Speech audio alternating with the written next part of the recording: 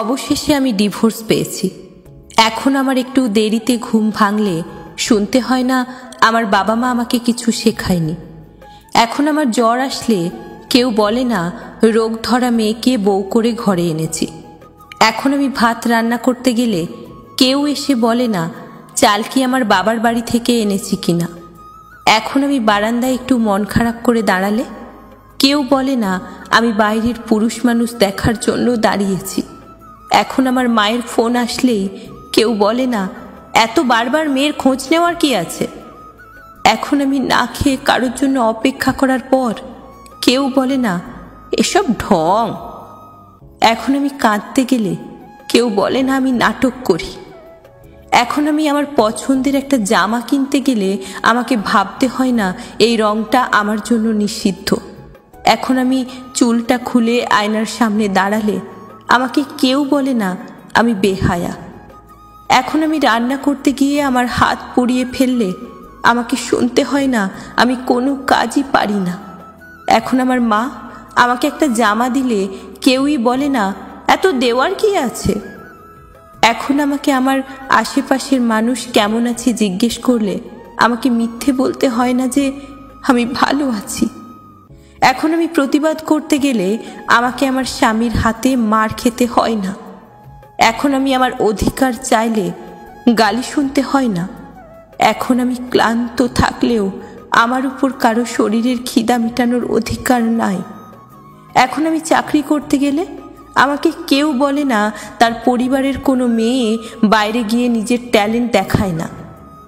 এখন কেউ আমাকে বলে না আমার সার্টিফিকেটগুলো শুধু মানুষকে বলার জন্য যে আমি শিক্ষিত। এখন আমাকে শুনতে হয় না কারো ঘরের অশান্তির কারণটা আমি।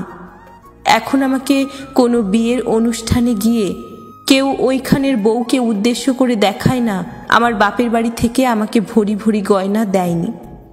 এখন আমার মা অসুস্থ হলেও আমাকে দুদিন যাবৎ কাউকে বুঝিয়ে কাকুতি মিনতি করে আমার মাকে দেখতে আসতে হয় না।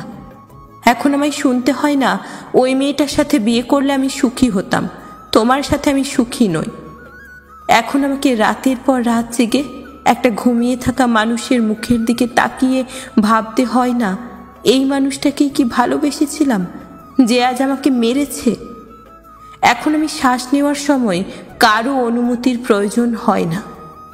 তবে আমাকে এখন শুনতে হয় অন্য কিছু। আমি ভালো না তাই আমি সংসার করতে পারিনি, দোষটা আমারই। আরও কিছুদিন নাকি আমার সহ্য করার দরকার ছিল, আমার নাকি চুপ করে সহ্য করা উচিত ছিল। আমি এখন দুশ্চরিত্র একটা মেয়ে। অনেক সিঙ্গেল ছেলে আমাকে দেখে বলে ডিভোর্সি মাল, একটু পটালেই পাওয়া যাবে। আমার আত্মীয় স্বজন আমার বাবা মাকে বলে তোমাদের আহ্লাদে মেয়ে খারাপ হয়েছে। বন্ধু বান্ধব বলে মা তোর সাথে মিশতে মানা করেছে, তুই ডিভোর্সি। আমার প্রশ্ন কোথায় ছিলেন আপনারা যখন আমি রাত জেগে কাঁদতাম? কোথায় ছিল আমাকে নিয়ে এত সমালোচনা যখন আমার চোখের নিচে এত কালি পড়েছিল যে আমার ওই চোখগুলোই দেখা যেত না? কোথায় ছিলেন আপনারা যখন আমার স্বামী আমাকে নোংরা ভাষায় গালাগালি করত?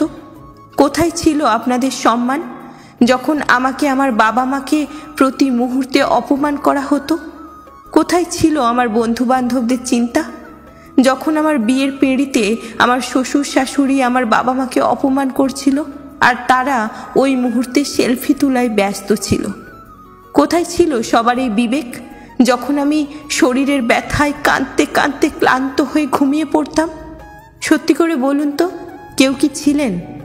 সংসার ছেড়েছি, অন্যায় করেছি, আর যেগুলো আমার সাথে হচ্ছিল সেগুলো কি ন্যায় হচ্ছিল?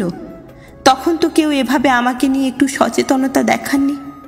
এখন কেন আপনাদের গল্পের আসরের মূল বিষয়টা আমি? এই দুনিয়ায় কোনো মেয়েই চায় না তার সংসার ভাঙুক, সবাই সুখের আশাতেই আরেকটা মানুষের হাত ধরে।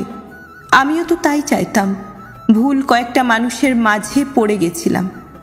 আপনার মেয়ে অথবা বোনের সাথে যদি এমনটা হতো তাহলে ভেবে দেখেছেন আপনি কি করতেন?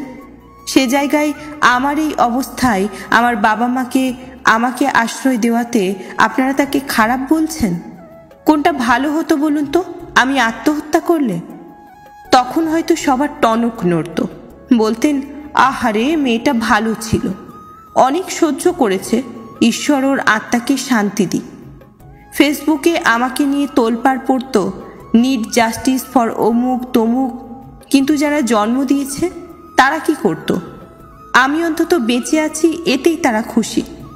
আপনারা কিছু হলেই কেন মেয়েটার দোষ বের করেন? সম্পূর্ণ ঘটনাটা জেনেই কি সমালোচনাটা করছেন? আমি বেঁচে আছি, ভালো না থাকি অন্তত খারাপ নেই, কাঁদছি না।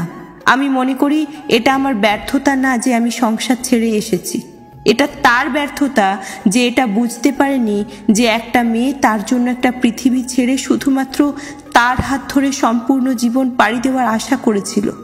সম্মান, ভালোবাসা, অধিকার ছিল আমার প্রাপ্য, যেটা সে দিতে পারেনি। সে পেরেছে আমাকে ভিতর থেকে শেষ করে দিতে। দয়া করে একটা মেয়ের সম্পর্কে আঙুল তোলার আগে অন্তত সম্পূর্ণ ঘটনাটুকু জানুন, তারপর বিচার করুন।